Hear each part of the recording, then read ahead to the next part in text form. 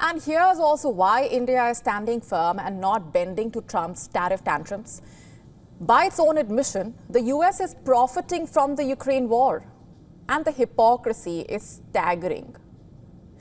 While America punishes India with heavy tariffs for buying Russian oil, Washington is cashing in by selling weapons to Europe, which are then resold to Ukraine at a 10% markup. So while the US accuses India of so-called profiteering from Russian oil, it is openly admitting to making money through arms deals. Speaking to Fox News, US Treasury Secretary Scott Bessent said, and I'm quoting, "We sell weapons to the Europeans who then sell them to the Ukrainians. And President Trump takes a 10% markup on the weapons. Perhaps this 10% will cover the cost of air cover," quote unquote. And then in another interview, Bessent slammed India for buying Russian oil, refining it, and then exporting petroleum products. Bessent said, and I'm quoting, "They are just profiteering, buying cheap Russian oil, reselling it as product," quote unquote. Quick question to Bessent.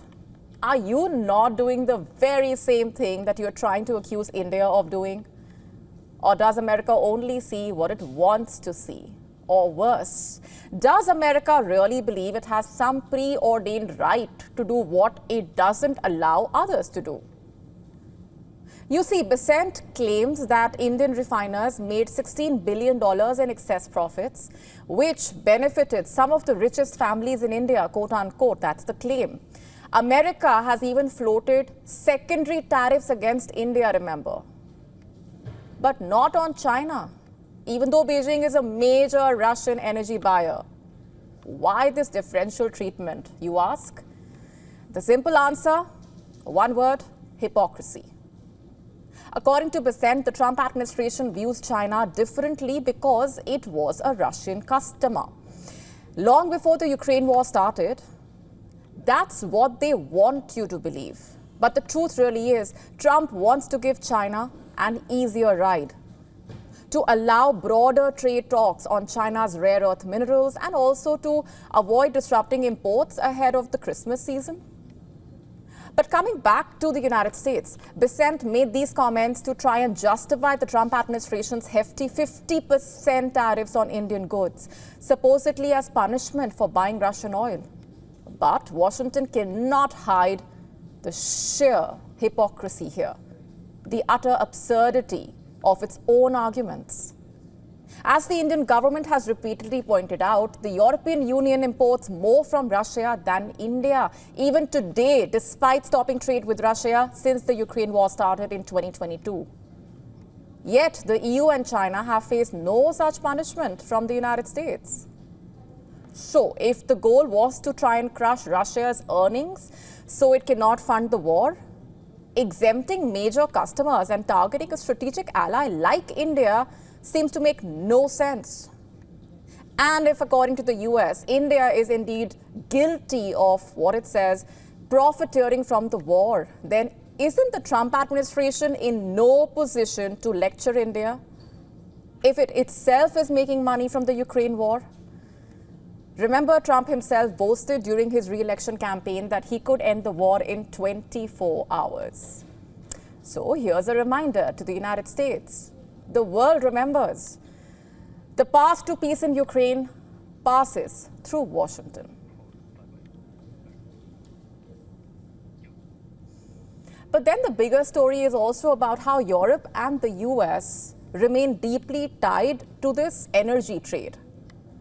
Despite the sweeping sanctions, Russia has continued to earn massive sums from energy exports. Since February 2022, Moscow has collected close to $1 trillion from fossil fuels, with over $300 billion coming from sanctioning nations.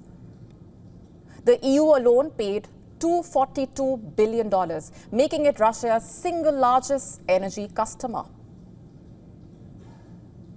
Russian gas exports to Europe even rose by up to 20% in 2024, while half of Russia's LNG still flows into the EU.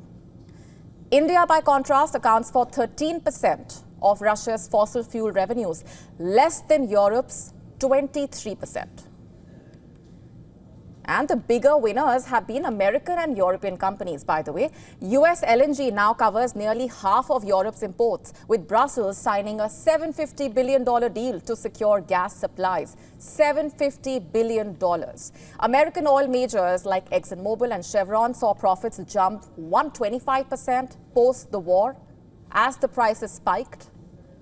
And even today, Europe continues to buy Russian fuels indirectly, while also paying 4 times the US domestic rate for American gas. Analysts argue that if profits are the measure, it is not India, but Western energy giants and governments that have benefited the most from the war-driven energy realignment. To stay up to speed with the latest news, download the WION app and subscribe to our YouTube channel.